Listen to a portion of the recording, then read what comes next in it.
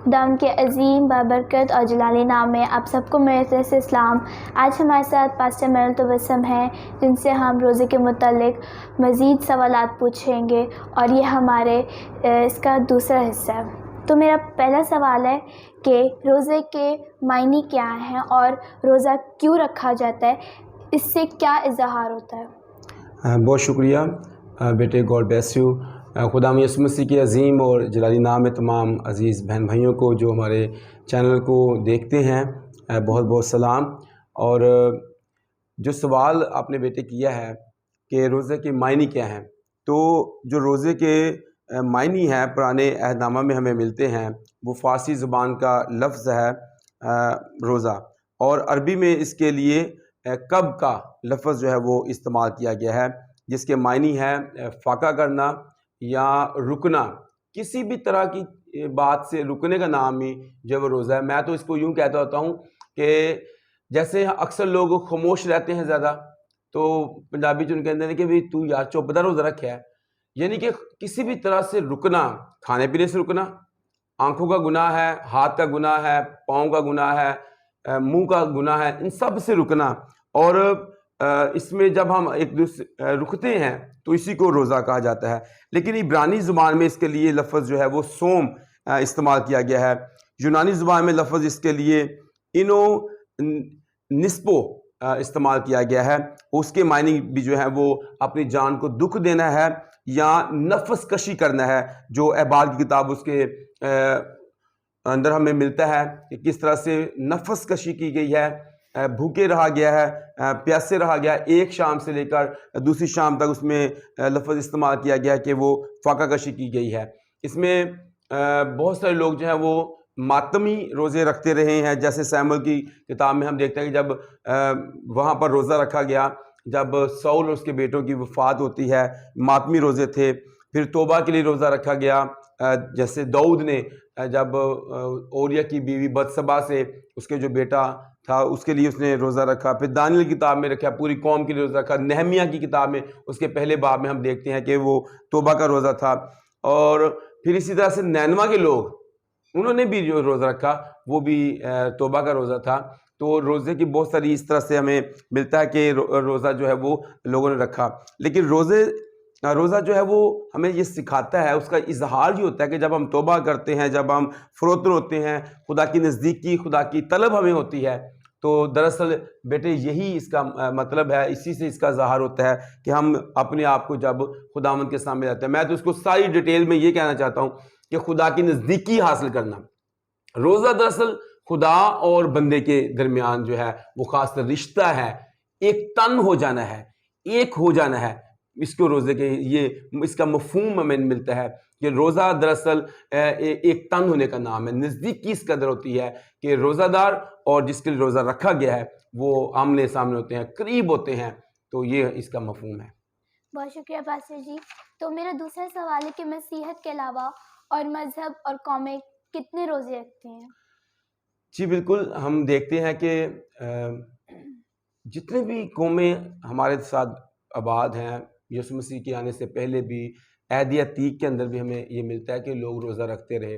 Even though کہ اگر میں آپ کو یہ بات بتاؤں کہ جادوگر لوگ جو ہیں وہ چلے کرتے، تو وہ بھی تو اپنے آپ کو بھوکا پیاسا رکھتے، ایک ٹانگ پہ کھڑے ہو گئے ہیں، اس طرح کی مشق کرتے۔ اور اسی طرح سے ہم دیکھتے ہیں کہ بہت سے دوسرے مذاہب جیسے ہندوؤں کے اندر ہے، اسی طرح سے مسلمان ہمارے بھائی جو ہیں وہ 30 روزہ رکھتے ہیں، ہندو جو ہیں وہ سال میں 24 روزے رکھتے ہیں۔ مسیحیت کے اندر جو ہے وہ ہمیں ملتا ہے کہ 40 روزے یسوع مسیح کے 40 روزوں کی نسبت سے ہے۔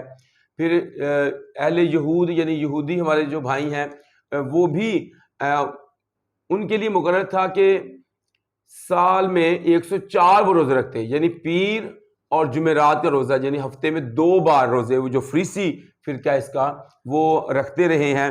اور ہم اس میں یہ دیکھتے ہیں کہ اس کے بعد بھی پھر 4 روزے اور اس میں شامل کیے گئے، اس میں ایک ہیکل کی بربادی، اور پھر اسیری میں لوگ جو چلے گئے ان کے 100 کا روزہ تھا، پھر 2 روزے، اور یہ 70 سال تک وہ روزہ رکھتے رہے۔ تو پھر جب ہم زکریا اس کا 8واں باب اس کی 18ویں 19 آیت پڑھتے ہیں تو وہاں پر لکھا ہے کہ رب الفال فرماتا ہے کہ چوتھے اور 7ویں اور 10ویں مہینے کا روزہ بنی یہودا کے لیے خوشی اور خرمی کا دن اور شادمانی کی عید ہو. تو وہ لوگ بھی جو ہے وہ اس طرح سے روزہ رکھتے رہے اور رکھتے ہیں, اور ان کا روزہ رکھنے کا اپنا ایک انداز ہے, کس طور سے کرتے ہیں. لیکن ہم مسیحیت کے اندر دیکھتے ہیں کہ ہمیں یہ ملتا ہے کہ یسوع نے جس طور سے میں کہا کہ جب تو روزہ رکھے اپنا منہ دھو, اپنے سر میں تیل ڈال, اس صورت میں تیرا باپ جو پوشیدگی میں دیکھتا ہے تجھے وہ اجر دے گا.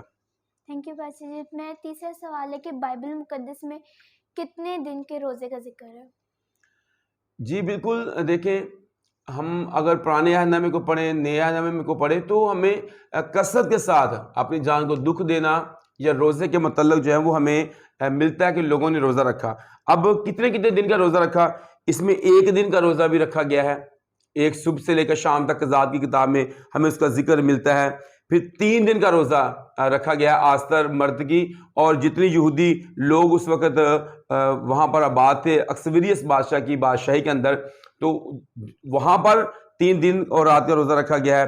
پھر 7 دن کا روزہ داؤد نے رکھا ہے, اور پھر اسی طرح سے 14 دن کے روزے کا ذکر ہمیں ملتا ہے نئے عہد نامہ کے اندر, جو پلوس اور اس کے ساتھ 276 تقریباً لوگ تھے جنہوں نے اعمال کی کتاب اس کا 27واں باب اس کی 33ویں آیت میں لکھا ہے کہ وہ 14 دن کا روزہ رکھا گیا. 21 دن کا روزہ دانیل کے وقت میں رکھا گیا ہے, اور دانیل نے 21 دن کا روزہ جو رکھا ہے. 40 دن اور رات کا روزہ موسیٰ نے اور یشوع نے رکھا ہے, اور 2 بار یہ رکھا گیا ہے. پھر یسوع مسیح نے رکھا ہے. پھر ہمیں ملتا ہے کہ ایلیا نے 40 دن اور رات کا روزہ رکھا ہے.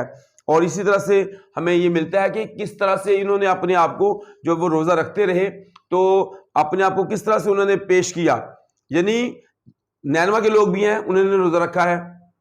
اور پھر ہم دیکھتے ہیں کہ یہ روزہ دراصل اس میں ٹائم لیمٹس پیریڈ نہیں ہے, بلکہ اس میں تو کمٹمنٹ ہے کہ جب با مقصد روزہ ہے نا, کسی مقصد کی روزہ رکھا گیا ہے, جب ان کا مقصد پورا ہوا ہے تب انہوں نے روزہ کھولا ہے. جیسے داؤد نے جو بتسبا سے اس کے بیٹا پیدا ہوا تھا اس کے لیے روزہ رکھا تو 7 دن تک روزہ رکھ لیا.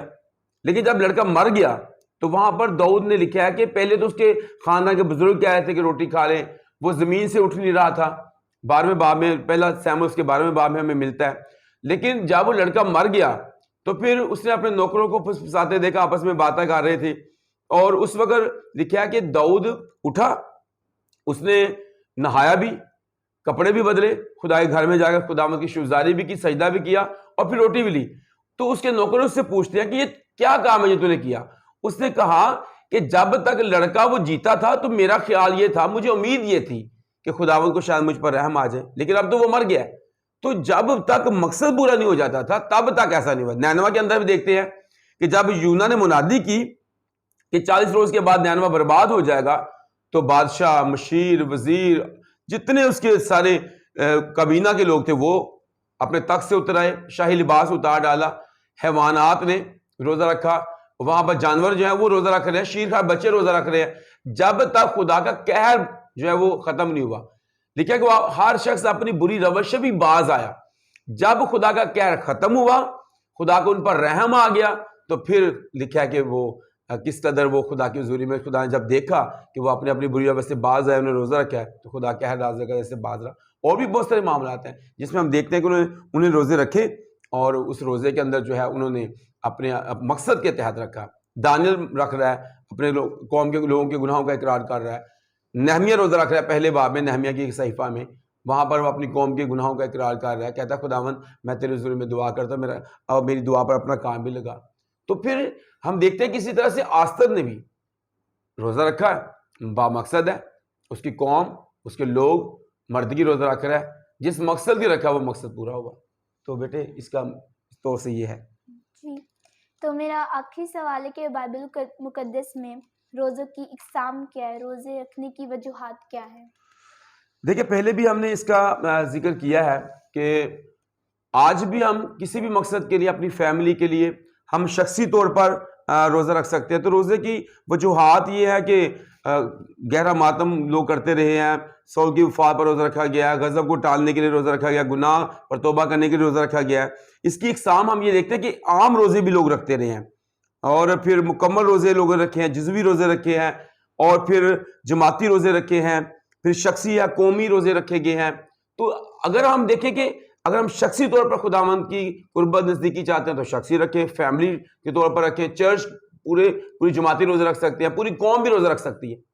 تو یہ تو ہمارے اندر جو ویژن ہے، جو مقصد بڑا ہے، اسی کے طور پر ہم نے خداوند کے سامنے جانا ہے. اور بائبل مقدس اس کے بارے میں ہمیں بتاتی ہے کہ کس طرح سے ہمیں روزہ رکھنا ہے.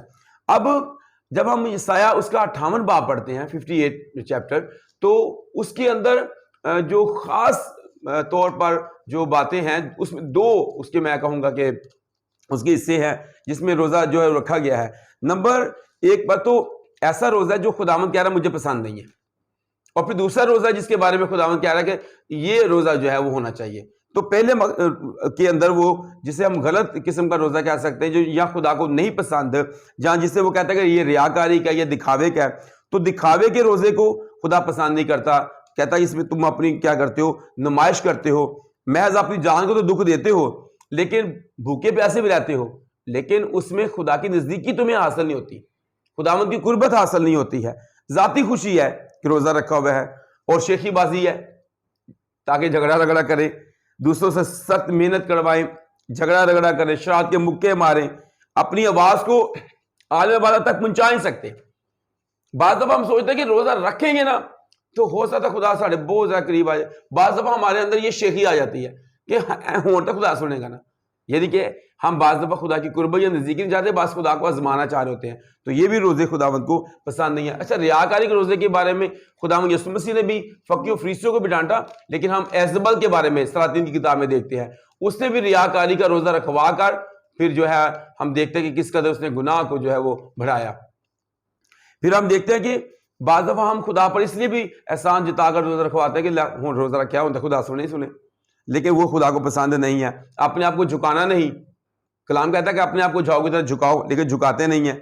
اپنے اندر ٹار تو اوڑھتے ہیں، لیکن اندر سے دل جو ہے وہ خالصتاً پورے طور پر خالص نہیں ہو پاتا، یا دکھاوے کا روزہ رہ جاتا ہے، یا وہ خداوند کو جو پسند نہیں ہے. اس کا جو دوسرا حصہ ہے نا، اس میں یہ ہے کہ خداوند چاہتا ہے کہ ہم ایسا روزہ رکھیں جو خدا کو پسند ہے. تو وہ ہے ظلم کی زنجیریں توڑیں اور جوئے کے بندھن کھولیں، مظلوموں کو آزاد کریں، ہر جوئے کو توڑ ڈالیں، بھوکوں کو کھانا کھلائیں، مسکینوں کو اپنے گھر میں لائیں اور ان کی مدد کریں جو بے گھر ہیں، ننگے دیکھیں تو کپڑا پہنائیں، اپنے ہم جس سے روپوشی نہ کریں. تو خداوند میرے عزیزو یہ چاہتا ہے کہ ہم اپنے آپ کو خداوند کے سامنے جھکائیں. خداوند تب ہمارے روزے کو جو وہ قبول کرے گا، اور خداوند چاہتا ہے کہ ہم ریاکاری کا یا دکھاوے کا روزہ رکھیں، بلکہ وہ روزہ رکھیں جس سے خدا کی نزدیکی ہمیں حاصل ہوتی ہے. تھینک یو پاسٹر جی اپنا قیمتی وقت دینے کے لیے، اور امید کرتی ناظرین آپ کو بھی بہت برکت ملی ہوگی. اسی طرح ہمارے چینل کو لائک کریں، سبسکرائب کریں اور ہماری ویڈیوز دیکھتے رہیں. Thank you so much.